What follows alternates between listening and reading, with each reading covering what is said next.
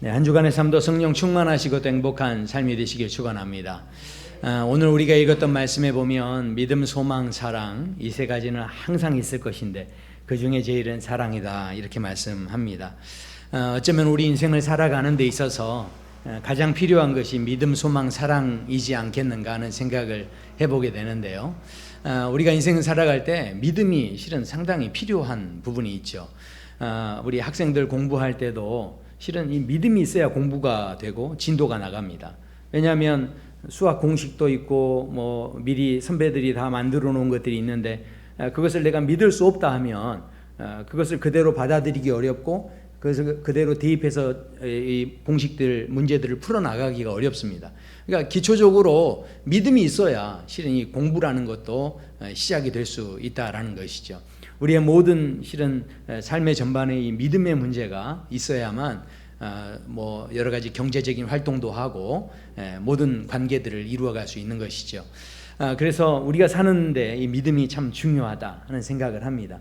그리고 소망도 마찬가지입니다. 소망이 없으면 어떻게 되겠습니까? 여러 가지 절망이 되고 낙심이 되는 가운데서도 우리가 소망이라는 게 있기 때문에 다시 힘을 내는 거죠. 다시 일어서는 거죠.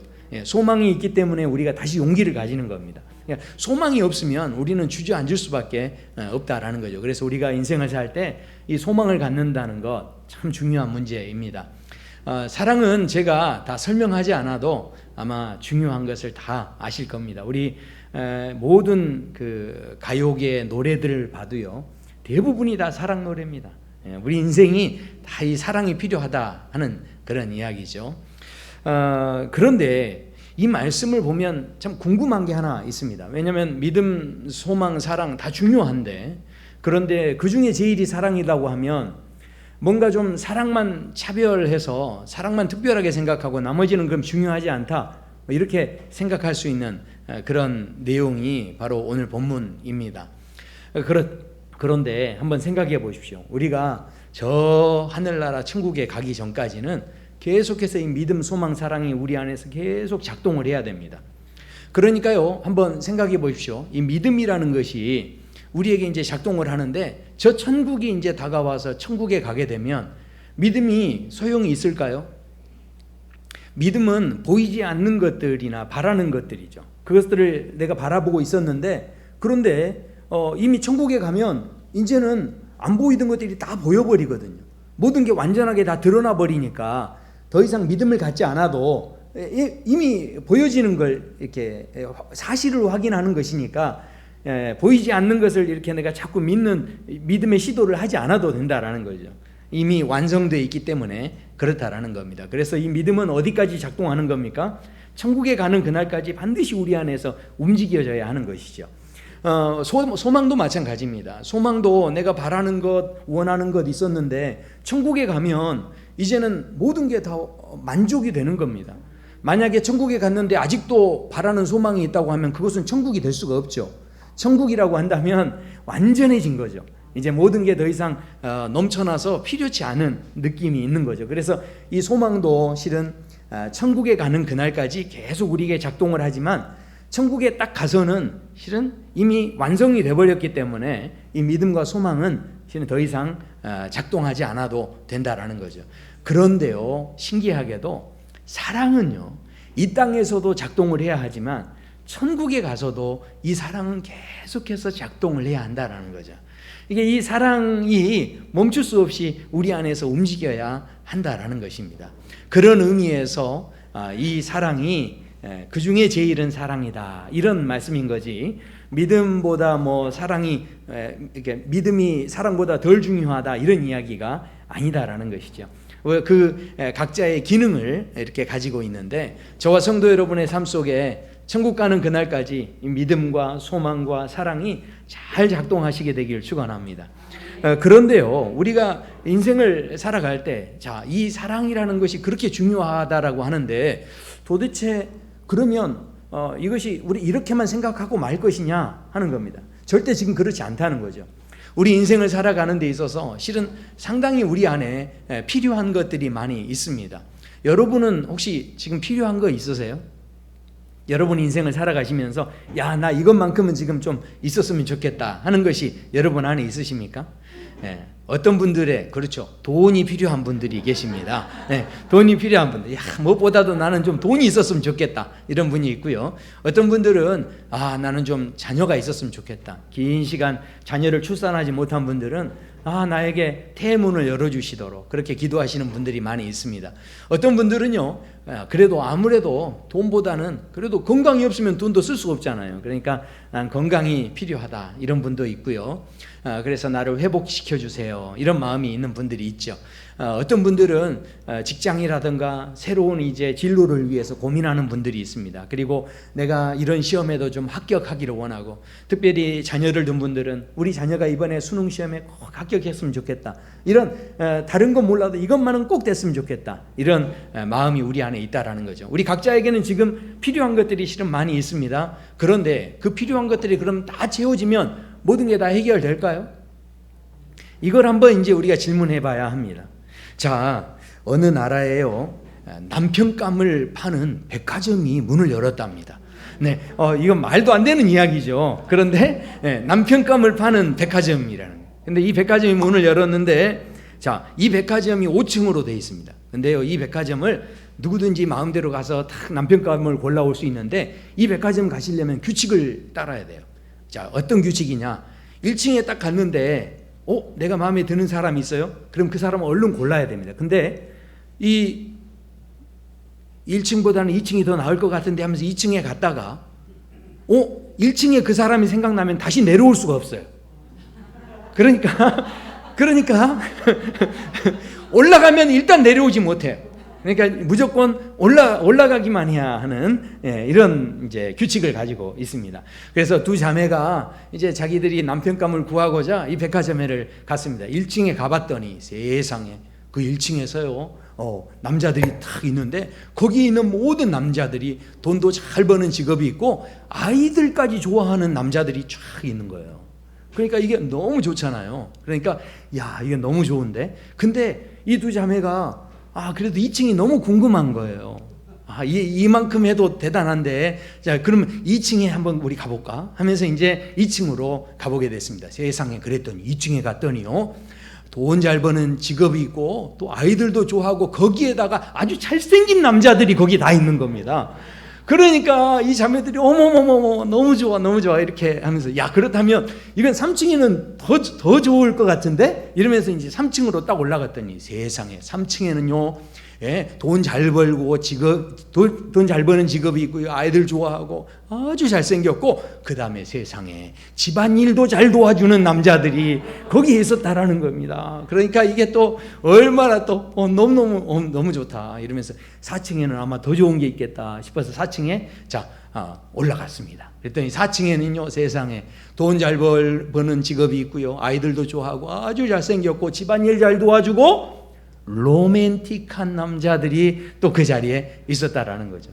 이거 가면 갈수록 더 좋아지니까 이 자매들이 너무 좋아가지고 지금 그래서 이제 5층에 올라가는데, 자, 5층에 이 자매들이 올라갔을까요? 안 올라갔을까요? 네. 어떻게 하셨어요? 너무너무 좋으니까 이 5층에 도대체 누가 있는지 궁금한 거예요. 그래서 5층에 딱 올라갔더니 세상에 5층에는요, 세상 이렇게 써 있는 거예요. 조기 매진. 그러면서 거기에 그렇게 써 있었다는 거예요. 당신이 만족을 모르는 여자임을 확인하는 층입니다. 당신이 만족하는 걸 모르는 것을 확인하는 층입니다. 그러면서 거기에다가 이렇게 써놨어요. 만족을 모르는 당신, 출구는 왼편에 있으니 계단을 따라 내려가시오. 이렇게 그렇게 되어 있었다라는 것이죠. 어쩌면 실은 우리가 인생을 살아가면서 여러 가지 필요한 것들을 구하고, 이것들이 있었으면 나는 더할 나위 없이 좋겠어, 이렇게 우리가 고백하지만, 그러나 그것이 정작 채워지고 나면 그러면 또 필요한 것, 더 필요한 것, 이런 것들을 계속해서 요구하는 우리의 어떤 모습, 만족할 줄 모르는 우리의 모습이 우리 안에 있다라는 것이죠. 여러분 어떠십니까? 여러분 인생에 지금 꼭 필요한 게 뭐라고 생각하십니까? 나는 이것만 있었으면 좋겠다, 이것만 좀 해결됐으면 좋겠다 하고 싶은 그런 것들이 우리 안에 있을 수 있지 않습니까? 네, 뭐 지금도 여러 가지가 있습니다. 네, 여러 가지 문제들이 있는데, 근데 하나님이 내가 아까 처음에 돈 이야기 하셨잖아요. 그러니까 하나님이 그러면 얼마 필요하니? 그러니까 하나님 3억만 주세요. 3억 딱 줬습니다. 자, 그러면 하나님이 3억을 진짜 줘버렸어요. 그러면 이제 마음속에 무슨 생각이 들겠습니까? 아유, 이럴 줄 알았으면 5억 더 부를 걸. 그러니까 뭔가 하나님이 채워줬어도 그걸로 만족하지 않고 마음에서는 계속해서 이럴 줄 알았으면 더 좀 부를 걸, 더 좀 달라고 할 걸 하는, 뭔가 우리 안에 그 필요를 채워가는 우리의 삶을 보면 끊임없이 만족하지 못하고 그것을 필요로 하는 그런 모습이 있다라는 겁니다. 이게 실은 잘못된 게 아니죠. 실은 우리 인간의 실존이 그렇습니다. 우리가 인생을 살아가면 늘 필요한 게 생기게 돼 있어요. 왜 그렇습니까? 완전하지 못하기 때문에, 우리가 부족한 존재이기 때문에 그럴 수 있다라는 것이죠. 우리가요, 성경에 보면, 그래서 아브라함이라고 하는 사람을 우리가 보게 되는데, 아브라함을 한번 생각해 보십시오. 아브라함이 뭐가 필요했을까요? 아브라함은요, 그의 삶 속에 자녀가 없었다라고 했습니다. 그러니까 이 나이가 들었는데도 자식이 없어요. 그러니까 얼마나 참 외로웠겠습니까? 그리고 그 당시에는 이 자식을 낳는다는 게 재산뿐만 아니라 그 재산 이상을 가는 것이었기 때문에 자녀를 꼭 출산을 해야 됐죠. 그런데 이 자녀를 낳고 싶어하는 이 마음이 있는데, 그런데 그때 하나님이 딱 찾아오셔서 뭐라고 하시냐면 이렇게 이야기하시는 거예요. 떡밥을 딱 던져주시는데, 야, 너 자녀를 낳는데 큰 민족을 이루고 너를 창대하게 하겠다. 이렇게 하니까 그때부터 아브라함이요, 하나님을 따라 나서기 시작합니다. 이게 아브라함이 그냥 따라 나선 게 아니에요. 처음에는 자녀를 주시겠대요. 그것도 어떻게 해요? 큰 민족을 이루고 창대하게 하겠다는 거죠. 그러니 얼마나 아브라함이 좋습니까? 그래서 하나님을 딱 따라 나섭니다. 그런데요, 그렇게 하나님을 따라 나서서 하나님과 함께 이렇게 쭉 동행하면서 여러 가지 사건들을 다 겪고 난 다음에 너무나 놀랍게도 아브라함의 마음에서요, 점점 내게 필요한 것은 자식이 아니었다 하는 그런 깨달음을 이 아브라함이 갖기 시작합니다. 그러면서 인생이 깊어지기 시작해요. 그러면서 나중에 하나님께서 네 자식 독자 이삭을 나에게 달라 이렇게 이야기했을 때 과감하게 이 아브라함이 이 독자 이삭을 하나님께 드려버립니다. 그때 그 드리려고 하는 그 순간에 하나님께서 그것을 딱 막아서시면서 이렇게 말씀하시죠. 이제야 내가 이 하나님 경외하는 줄을 알게 되었다. 이런 이야기를 하시는 거예요. 그러니까 자식이 중요한 게 아니라 그 자식을 줄 수도 있고 안 줄 수도 있고, 그 자식을 줄 수 있는 그 모든 주권이 하나님께 있는 그 하나님을 만나는 경험이 아브라함에게 생겨버리니까 그 자식 필요하다는 것에 집착하지 않고 거기에 매이지 않을 수 있었다라는 것이죠. 그러니까 아브라함은요, 처음에는 자식 때문에 하나님 따라갔지만 점점 인생을 살다 보니 하나님만큼 귀한 분이 없다라는 것을 깨닫는 자리에 가버린 것입니다. 자, 성경에 보면 그 다음에 야곱이라고 하는 사람이 있었어요. 이 야곱이 필요한 것이 무엇이었을까요? 이 사람은요, 태어날 때부터 얼마나 축복을 받고 싶었는지 몰라요. 그래서 축복을 받고 싶어서 심지어는 어떻게 태어날 때 자기 형이 앞에 나가는데 발 뒤꿈치를 붙잡고 내가 먼저 나가겠다라고 할 정도로 지금 축복을 받고 싶어하는, 장자권을 어떻게든 내가 차지해야 되겠다 하는 마음이 있었습니다.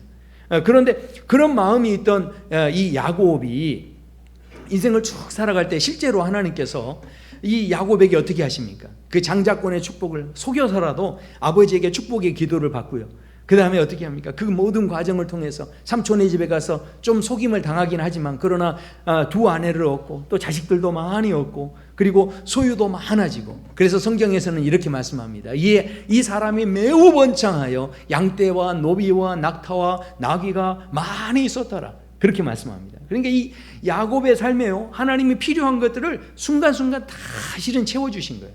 그래서 이 모든 삶에 매우 번창하게 되어졌다라는 거죠. 저와 성도 여러분의 삶에도 그런 은혜가 있길 소원합니다. 근데요, 지금 아멘 하긴 하셨는데 잘 생각해 보셔야 돼요, 지금. 네. 자, 이 보세요. 그래서 이제 이 야곱이 모든 순간에 하나님이 다 채워주셔서 너무 행복했는데, 그런데 나중에 이 자녀를 잃어버렸다가 찾았는데 총리가 되어 있는 거예요. 그 총리가 된 그 요셉이 주선을 해서 애굽의 바로 왕에게 초대를 받았어요. 그래서 그 바로 왕 앞에 서게 됐는데 바로 왕이 묻습니다. 내 나이가 얼마냐? 이렇게 묻습니다. 그때 이 야곱이 제가요 그동안 살아온 세월을 생각하면 제가 이렇게 이 나이가 되도록 하나님께 받은 은혜가 너무 큽니다. 이제 죽어도 여한이 없습니다. 이제 내 아들이 이렇게 총리까지 됐는데 내가 이 자식 농사도 잘 지은 것 같습니다. 그러니 얼마나 내가 감사한지 모릅니다. 이렇게 인사하면 얼마나 좋아요. 그런데 이 야곱이 이 바로왕 앞에서 어떻게 고백을 하냐면 이렇게 고백을 합니다. 내가 살아온 날들을 생각하니 험악한 세월을 보내었나이다. 이런 이야기를 합니다. 아니 그렇게 많은 필요를 하나님이 다 채워줬는데도 험악한 세월을 지내왔다는 거예요. 자, 왜 이렇게 고백을 했을까요? 결국은요, 이 고백을 통해서 그동안 자기가 이것저것 다 채워봤지만 그것이 전부가 아니다는 것을 깨달았다는 거예요. 그래서 히브리서에서는 이 야곱이 자기의 지팡이를 짚고 하나님을 경배했다라고 말씀합니다. 결국은 야곱도요, 모든 걸 다 채워봤지만 자신의 인생에 그것이 만족이 아니고 진짜는 다른 데 있었다는 거예요.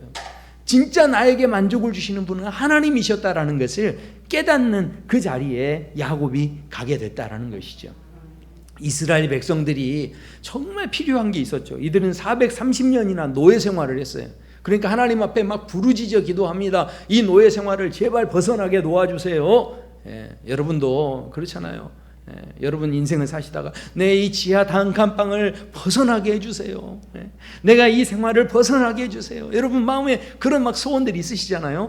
이 이스라엘 백성들도 내가 어떻게든 여기서 벗어나게 해주세요. 이런 마음의 소원이 있었습니다. 그래서 이 사람들이 부르짖는데 하나님께서 이들의 부르짖음을 상달 받으십니다. 그리고 하나님께서 이 사람들을 어떻게 하십니까? 그 노예된 그 삶에서 하나님이 꺼내주시죠. 자, 그를 꺼내주셔서 이제 광야에서 이제 가나안 땅을 향해서 나아가는데 가다 보니까 물이 없어서 목이 마릅니다. 그럴 때 마음속에 그래도 내가 목이 마를지라도, 비록 목이 마를지라도 노예 생활보다는 이제 이 자유인이 됐으니 얼마나 좋아 하면서 감사했을까요? 이게 아니었다는 거예요. 먹을 것이 떨어지니까 내가 좀 굶고 살아도 배부른 돼지보단 낫지, 그러면서 노예 생활보다는 더 낫지, 이렇게 했을까요? 아니었다는 겁니다. 이 사람들이 다 뭐라고 하느냐면 이렇게 이야기했다는 거예요. 우리가 생각해 보니까 애굽에 있었을 때는 그래도 참외도 먹고 부추도 먹고 파도 먹고 마늘도 먹고 생선도 먹고 오이도 먹고 이렇게 반찬들 다 먹고 야채를 다 먹고 이렇게 했는데 차라리 언제가 좋았다는 거예요? 애굽에 있을 때가 좋았다. 하나님께서 그렇게 소원하는 걸 다 들어줬는데, 그랬는데 필요한 걸 다 채워줬는데, 근데 어떻게 했다는 거죠? 차라리 그때가 좋았다. 차라리. 지금 이런 고백이 있다는 거예요. 그래서요, 이스라엘 백성들은요, 여기에서 이런 고백을 했던 사람들이 다 광야에서 벗어나지 못하고 여기에서 다 그냥 인생을 마감하고 맙니다. 그러나 이후 세대를 살았던 시편 기자가 그때 이런 고백을 합니다. 이렇게 이야기하죠. 우리 조상들이 애굽에 있을 때 주의 기이한 일들을 깨닫지 못했다라는 거예요. 그러니까 단순히 필요만 채워주시는 게 아니라 필요를 채워주시는 그분을 만나지를 못했다는 거예요. 그분을 만났더라고 한다면 절대로 그런 인생이 되지 않았다는 거죠. 그러니까 지금 이 시편 기자가 무슨 이야기를 합니까? 그렇게 홍해를 갈라주시고 그렇게 기적을 베풀어 주신 그 하나님께서는 어떻게 하신다는 거예요? 자기 이름을 위하여 그들을 구원하시고 그 큰 권능을 만민에게 알게 하시는 그 놀라운 하나님이심을 이 시편 기자는 경험했다는 거죠. 보았다는 거죠. 만났다는 거죠. 그러니까 이 하나님을 만나는 자리까지 믿음의 사람들이 가게 됐다는 것입니다. 사랑하는 성도 여러분, 생각해 보십시오. 우리에게 필요한 것들이, 인생을 살다 보면 우리에게도 여러 가지 필요한 것들이 있을 수 있어요. 하나님 앞에 기도하고, 그래서 하나님 앞에 기도할 때 하나님께서는요, 우리의 인생에 필요한 것들을, 여러 가지 생긴 것들을 가지고 기도하면 하나님이 어떻게 하시냐면 그래 내가 너 필요한 걸 주겠다 하고 예스 하실 때가 있어요. 근데 또 어떤 것은요, 기도를 하는데도 하나님이 그것은 너는 그건 안 돼, 그건 안 돼 하면서 노 하실 때가 있어요. 아니, 자녀가 칼을 달라고 하면 줄 수 있습니까? 네, 자녀가 좀 더 커야 돼요. 이게 그 사람에게 독이 될지 복이 될지는 이게 잘 모르는 거예요. 그러니까 하나님께서 그걸 다 알고 계시기 때문에 노 하실 때가 있어요. 실은 노 하시는 것도 응답입니다. 그리고요, 하나님께서는 또 어떻게 하시느냐, 바로 잠깐 웨이트 하라는 거예요. 네가 지금 이때가 아니라는 거죠. 너의 기도의 응답은 이때가 아니라 조금 더 기다렸다가 있어야 돼요. 이때와 시기를 누가 제일 잘 아십니까? 하나님이 잘 아시죠. 그래서 하나님이 이렇게 응답을 하시는 거예요. 그리고 우리가 또 기도할 때 하나님이 어떻게 하시느냐, 아이고 나는 세상에 이 남자인 줄 알았는데 하나님이 다른 남자를 주시는 거예요. 네. 그러니까 우리는 꼭 이건 줄 알았는데 하나님께서 이거 아니고 다른 걸 주시는 때가 있다는 거예요. 그러니까 이게 무슨 얘기예요? 하나님이 우리의 필요들을 채워주실 때요, 이걸 다 제각기 알아서 하나님께서 때와 장소와 상황과 이런 것들을 다 고려하셔서 하나님께서 이렇게 은혜를 베풀어 주시는데, 우리가 구할 때마다 이런 필요를 채워주시는 하나님이시다는 것입니다. 그런데요, 너무 놀랍게도 지금 이 필요가 채워지는 게 지금 중요한 게 아니에요. 만약에 이런 필요가 없었다고 한다면, 우리가 배고프지 않았다고 한다면, 우리가 간절하지 않았다고 한다면 우리는 하나님을 만날 수 있는 방법을 몰랐어요. 그러나 간절함 때문에, 배고픔 때문에, 목마름 때문에 우리가 기도하게 되고, 기도하면서 자꾸 누구를 만나는 길을 알게 됩니까? 하나님 만나는 길을 알게 된 거죠. 하나님께 나아가는 방법을 알게 된 거예요. 처음에는 기도를 잘 못했는데 기도하면서 하나님과 대화하는 방법을 알게 된 거죠. 그러니까 이 배고픔과 이 궁핍함과 이 문제 때문에, 여러 가지 우리의 필요 때문에 우리가 하나님을 더 자주 만날 수 있는 길이 열려지고 방법을 알아지고, 그전에는 하나님 만날 수 있는 이 아이디어가 없었어요. 그러나 이런 문제가 생기면서부터 하나님을 자꾸 찾게 되고 그 은혜의 길이 열려지게 되는 그 놀라운 축복의 기회가 되어졌다라는 것이죠. 예수님께서 이 땅에 오셨을 때 많은 병자들을 다 고쳐주셨습니다. 그런데요, 중요한 것은 그 병을 고치는 것이 단순히 목적이 아니셨어요. 예수님께서 앉은뱅이가 일어서게 하시고 맹인이 보게 하시고, 또 그리고 병든 사람이 다 건강해지도록 예수님이 다 축복해 주시고 치료해 주시고 만져주셨습니다. 그러나 그렇게 만져주실 때마다 예수님은 그것이 전부가 아니라고 하십니다. 그것을 통해서 무엇을 주기 원하십니까? 오히려 오병이어의 기적을 통해서 사람들의 배고픔을 다 해결해 주시면서 그것이 전부가 아니다, 너희로 하여금 영생하게 하는 떡이 있다, 너희가 이 일을 통하여서 구원받기를 원한다, 구원의 주님을 만나기 원한다. 병 자체, 내가 필요한 것 채우는 게 문제가 아니라 그것을 통해서 더 귀한 것을 만나는 자리까지 가기를 원하셨다라는 것이죠. 그래서 성경에 보면 모든 그 치유의 사건들과 또 생명 구원의 사건들을 다 이 성경에 기록되어 있는데, 성경에서는 그래서 이렇게 이야기합니다. 내가 하나님의 아들의 이름을 믿는 너희에게 이것을 쓰는 것은 너희로 하여금 너희에게 영생이 있음을 알게 하려 함이니라. 단순히 우리가 필요해서, 난 자식이 필요해서, 난 돈이 필요해서, 난 건강이 필요해서 처음에 이렇게 교회도 오고 이렇게 내가 신앙생활을 했지만, 그러나 이것을 통해서 나에게 영원한 생명을 주시는 그 놀라운 은혜의 자리까지 나를 이끌어 주시는 그 놀라운 하나님의 계획이 있었다라는 것이죠. 누가복음 16장에 보면요, 부자와 거지 나사로의 비유가 나옵니다. 예전에 제가 한번 말씀을 드렸는데, 이 누가복음 16장에 이 부자가 이 지옥에 가버립니다. 지옥에 가서 한다는 이야기가, 지옥에 가서 이제 누구를 보냐면 아브라함을 보는 거예요. 자, 그래서 음부의 고통 중에서 아브라함을 보는데 거기에 아브라함의 품에 나사로가 있는 겁니다. 그때 이제 이 아브라함을 불러 이르되 아버지 아브라함이여 하면서 나를 궁휼히 여겨 주시옵소서 하면서 나사로를 보내서 그 손가락 끝에 물을 찍어 내 혀를 서늘하게 해주세요, 이렇게 간구를 했다라는 것이죠. 그런데요, 여러분, 부자가 왜 지옥에 갔을까요? 바로 부자가 지옥에 간 이유가 여기 나옵니다. 지금 이 부자가 뭐라고 기도했다고요? 지금 나사로가요, 천국에 갈 이유가 없어요. 그렇지 않습니까? 무슨 선한 일을 한 것도 아닙니다. 그런데 왜 나사로는 천국에 가고 왜 부자는 지옥에 갔을까요? 지금 부자는요, 지옥에 가서도 자신에게 진짜 필요한 게 무엇인지를 모르고 있는 거예요. 그러니까 혀 끝에다가 물방울을 찍어달라는데, 저 같으면 이렇게 만약에 그렇게 목마르면 물 양동이로 그냥 쏟아 부어 주시옵소서, 이렇게 해야 맞지 않겠습니까? 그런데 기도한다는 게 겨우 어떻게 합니까? 이 혀 끝에다가 물 한 방울 찍어달라는 거예요. 이 부자는요, 그러니 지옥에 있을 수밖에 없는 겁니다. 자기 인생에 진짜 뭐가 필요한지, 뭐가 중요한지를 모르는 거예요. 이 정도 됐으면 우리 같으면 어떻게 해야 됩니까? 하나님, 내가 이 지옥에 있어 보니 내가 잘못했습니다. 내가 죄송합니다. 그러니 이제는 내가 하나님 떠나서 살 수 없음을 알았습니다. 하나님 나에게 임재하여 주시옵소서. 그럼 하나님이 나하고 임재하면, 하나님이 함께하면, 그 하나님이 함께하는 것이 뭐가 됩니까? 천국이 되는 거 아니겠습니까? 지금 물 한 방울이 문제입니까? 어쩌면 지금 아브라함을 만나게 된 것이 기회를 얻은 거죠. 그렇다면 그 마지막 한번 내가 간구하는 그 시간에 물방울 하나가 무슨 지금 필요가 있어요? 물방울이 아니라 하나님이 나에게 임재해 주셔야 그것이 소망이 있는 삶이 되는 것이죠. 그런데 아멘 하셨지만, 그러나 우리는 아멘을 그렇게 열심히 하셨지만, 그러나 우리의 기도를 보십시오. 우리 기도가요, 다 이 부자 같은 기도를 우리는 하고 있다는 거죠. 우리 이 부자처럼 다 기도해요. 하나님, 이번에만 합격하게 해주세요.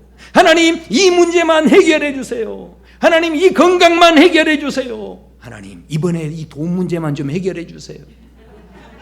그러니까 혀 끝에 요 물방울 한 방울만 이번에 꼭 찍어주세요. 어쩌면 이 부자와 같이 우리가 기도하는 기도도 어쩌면 그런 기도가 되고 있다는 거죠. 그런 기도가 있는 한은 그 필요가 계속해서 또 필요한 거예요. 그러면 그 자리가 결국은 뭡니까? 지옥이나 다름없다는 거죠. 우리가 정말 필요한 것이 생길 때마다 물방울 하나 이걸 구하는 것이 얼마나 그게 지옥 같은 삶이겠어요. 우리가요, 분명한 것은 이왕 하나님 앞에 구할 때, 하나님, 내가 몰랐어요. 하나님이 계시면 된다는 걸 몰랐어요. 그러면서 하나님을 구할 수 있어야, 그래야 그 자리가 천국이 되어진다라는 것입니다. 여러분에게는 정말 하나님이 필요하십니까? 여러분에게는 정말 예수님이 필요하십니까? 아멘. 단지 나의 부족함을 채우기 위해서 그분이 필요하냐는 거죠. 생각해 보십시오. 우리가 어렸을 때는요, 부모님이 엄청 필요합니다. 왜 그렇습니까? 다 이게 갓난아이 때는 부모님이 필요하죠. 부모님이 뭐 합니까? 먹여주고, 입혀주고, 재워주고, 닦아주고, 다 이렇게 하는 거죠. 그러니까 이 어린아이일수록 누가 필요합니까? 부모님이 필요하죠. 그런데 장성하고 자라면 자랄수록 이제 자신이 뭔가 문제를 해결할 수 있는 그런 상황이 되면, 나이가 많아지면, 그러면 어떻게 됩니까? 부모님이요, 이제는 나보다 아는 게 더 없어져요. 그리고 부모님이 나보다 더 힘이 없어집니다. 그러면 그때는 부모님 이제 나 필요하지 않습니까? 우리가 이렇게 살아가다 보니까, 이게요, 저희 이렇게 살다 보면 저희 집에서도 우리 막내 아이가 처음에는 참 이렇게 책도 읽고 열심히 이제 엄마하고 이렇게 막 하다가, 지금은 좀 애가 이제 초등학교 고학년이 되니까 뭔가 엄마가 이렇게 알려주다가 뭔가 엄마 그게 아니잖아요. 그게 아니잖아. 이건 이렇게 되는 거예요 하면서 뭔가 조금 안다고 벌써 그렇게 따지더라고요. 저도 생각해 보니까 저도 사춘기 때 그랬던 것 같아요. 문을 저도 쾅 잡고 내 방에 들어오지 마세요 그랬더니, 내 방이 어디 있습니까? 다 부모님 은혜로 그렇게 된 거 아니겠습니까? 그런데 내가 이제 부모가 돼 보면서, 그러면서 이제 뭐가 생각나요? 나와 함께 하셨던 그 부모가 생각나기 시작하는 거예요. 나에게 입혀주고 먹여주고 재워줬던 그 부모님. 자라고 나서 장성하고 나서 더 이상 부모가 필요하지 않은 것처럼 생각될지 모르지만, 그러나 내가 정작 부모가 돼 보니 그 부모가 끊임없이 부어주신 그 사랑이 생각나는. 그러면 이제 부모가 힘이 없으니까 더 이상 필요 없습니까? 부모가 나보다 아는 게 적으니까 필요 없습니까? 아닙니다. 부모가 더 너무 필요한 부모님 늘 내 곁에 계셔야 되는 거예요. 기도해 주는 그 부모님이 내 곁에 계셔야 되는 거예요. 그게 무엇입니까? 사랑인 거예요. 그게 사랑이에요. 그래서요, 요한일서 4장에서는 이렇게 말씀을 합니다. 사랑하는 자들아, 우리가 서로 사랑하자. 사랑은 하나님께 속한 것이니 사랑하는 자마다 하나님으로부터 나서 하나님을 알고라고 말씀합니다. 그러니까 사랑을 하면 할수록, 인생을 정말로 제대로 살아가면 살아갈수록 그저 내 필요만 채우는 게 아니라 정말 그 필요를 채워주시는 하나님을 알게 되는 자리까지 가게 된다는 거예요. 인생이 그렇게 깊어진다는 거죠. 그런데 우리가 하는 사랑은 뭡니까? 대부분 우리가 하는 사랑은요, 이게 하나님의 사랑이 아니에요. 이게 감정적인 사랑입니다. 그러니까 우리가 정말 사랑을 하면 어떻게 합니까? 우리 청춘 남녀가 서로 사랑하고 예뻐하고 이러면은 더 하나님을 섬기고 더 하나님을 예배하고 더 하나님께 찬양하고 이러면 얼마나 좋겠습니까? 근데 많은 청년들이요, 실은 서로 사랑하면 서로 데이트한다고 놀러 가버려요. 하나님 사랑한다고 오지 않습니다. 여러분, 웃고 있지만 여러분 한번 생각해 보십시오. 여러분들이요, 어떻게 가족을 사랑하십니까? 어떻게 아내분들을 사랑하십니까? 네, 아멘 소리가 조금 적은 것 같은데, 네, 아내분들을 사랑하시죠? 예, 감사합니다. 네. 자, 우리 남편분들 사랑하십니까? 네, 감사합니다. 야, 정말 이게 아멘 소리 나오니까 너무 감사하네요. 네. 근데 이게 지금 잘해주니까 사랑하는 거죠. 조금만 속 썩여 보십시오. 그러면 남편 이름이 금방 화상으로 바뀝니다. 금방 평생 왼수로 바뀌는 거예요. 평생 왼수로. 조금만 잘못해주면. 이게 뭐냐면 다 잘해주니까 사랑하는 거예요. 이게 무슨 사랑입니까? 자기 중심의 사랑이고 이게 감정의 사랑이죠. 근데 너무 놀라운 것은요, 하나님의 사랑은 그런 사랑이 아니라는 거예요. 그래서요, 사랑하지 아니하는 자는 하나님을 알지 못하나니 이는 하나님은 사랑이심이니라. 그러니까 하나님의 사랑은요, 한 번만 주고 끝나는 사랑이 아니라는 거예요. 하나님의 사랑은요, 사랑 자체라는 거예요. 그러니까 하나님은요, 우리를 어떻게 사랑하십니까? 하나님은요, 주변의 상황에 따라서 사랑하시는 게 아니에요. 우리의 상태를 봐가시면서 사랑하시는 게 아니에요. 하나님의 사랑은요, 우리를 변화시키기 위해서 자신이 예수 그리스도까지 이렇게 변화시키셔서 낮아지셔서 우리에게 찾아와 주시고 자신의 능력을 다 제한시키시고 분명히 그 능력으로 다 하실 수 있는데도 불구하고 심지어는 사람들이 어떻게 합니까? 채찍으로 때려도 또 창으로 찔러도 매를 맞아도 그래도 변함없이 다가와 주시고 끊임없이 그 사랑을 부어주시고 예수님을 통하여서 침뱉임을 당하시고 뺨을 맞으셔도 그래도 포기하지 않고 다가와 주시는 사랑. 그 사랑은 상황에 따라 우리의 상태를 보시면서 하시는 사랑이 아니라는 거예요. 그 놀라운 사랑이 바로 하나님의 사랑입니다. 그 하나님이 그 사랑 자체이시다는 것이죠. 그 하나님, 진짜 하나님을 만날 수 있어야, 그래야 우리가 이 땅에서 지금 필요한 거 다 채우고 사는 것이 의미가 있어지고 그것이 진짜 복이 되어질 수 있다는 것이죠.